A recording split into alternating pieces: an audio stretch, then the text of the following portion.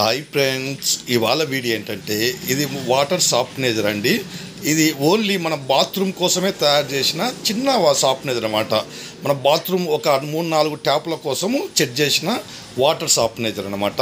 ఇది ఎలా పనిచేస్తుంది, అసలు ఈ సిస్టమ్ ఎలా ఉంటుందో ఈ వీడియోలో నేను మీకు స్టెప్ బై స్టెప్ క్లియర్గా ఎక్స్ప్లెయిన్ చేస్తాను.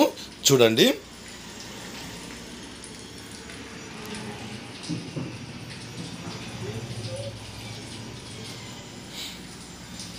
చూడండి, ఇది మనకు ఇక్కడ ట్యాప్ ఉంది. చూడండి, మనకి ఇదంతా ఓరెట్ ట్యాంక్ నుంచి వచ్చిన ట్యాప్ అనమాట.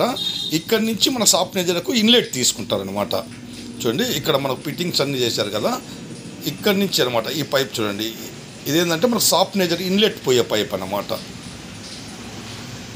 చూడండి, ఇక్కడ ఇన్లెట్ ఉంటుంది అనమాట. మనకు ఈ సాఫ్ట్నైజర్ అవుట్లెట్ చూడండి, కింద సైడ్ ఉంది కదా, ఇది సాఫ్ట్నైజర్ అవుట్లెట్ అనమాట. ఇక్కడ నుంచి మన బాత్రూమ్ ఎన్నైతే ట్యాప్లు ఉన్నాయో అన్నిటికు మనకి ఇక్కడ నుంచి కనెక్షన్ ఉంటుంది అనమాట. చూడండి, ఇక్కడ మనకి కింద ట్యాప్ ఉంది. చూడండి, ఇక్కడ ఇది మనము సాఫ్ట్నైజర్ అయిన తర్వాత మనకు వాటర్ ఇక్కడ నుంచి వస్తాయి అనమాట, అవుట్లెట్ అనమాట.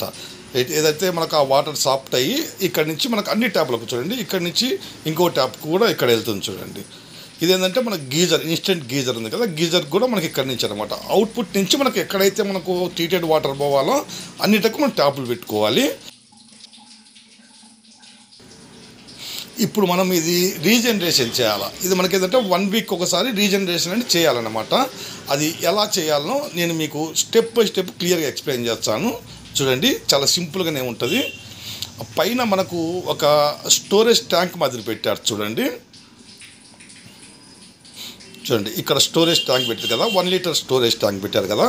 మనము సాల్ట్ మనం 10 డేస్కి ఒకసారి మనం అది లిక్విడ్ చేసుకొని దీంట్లో పోసుకోవాలన్నమాట. ఇక్కడ వాల్ పెట్టారు. చూడండి, ఈ వాల్ ఓపెన్ చేయాలి. ఫస్ట్ ఈ వాల్ ఓపెన్ చేసి ఆ ట్యాంక్లో సాల్ట్ పోయాలన్నమాట.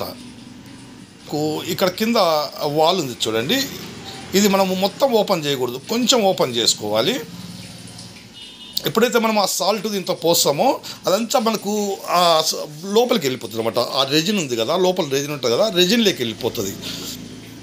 అప్పుడు ఇక్కడ మనము అవుట్లెట్ పైప్ ఉంది కదా, అవుట్లెట్ వాల్ ఉంది కదా, ఇది కింద ట్యాపు, ఇది మెల్లగా ఓపెన్ చేసుకోవాలి. ఎక్కువ ఓపెన్ చేసుకోవద్దు, కొంచెం ఓపెన్ చేసుకోవాలి.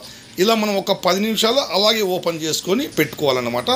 ఇది ఇక్కడ ఒక వాల్ పెట్టింది కదా, అది రిన్సింగ్ కోసం అన్నమాట. 10 నిమిషాలు అయిన తర్వాత ఇది ఓపెన్ చేసి మొత్తం మనం ఆ సాల్ట్ ఏదైతే పట్టిందో అంతా మనకు అది బయటికి వెళ్ళిపోతుంది.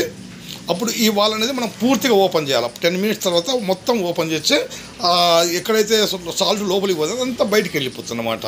అంతే అండి, చాలా సింపుల్గా ఉంటుంది. ఈ వీడియో నచ్చితే లైక్ చేయండి, షేర్ చేయండి, సబ్స్క్రైబ్ చేసుకోండి. Okay, bye.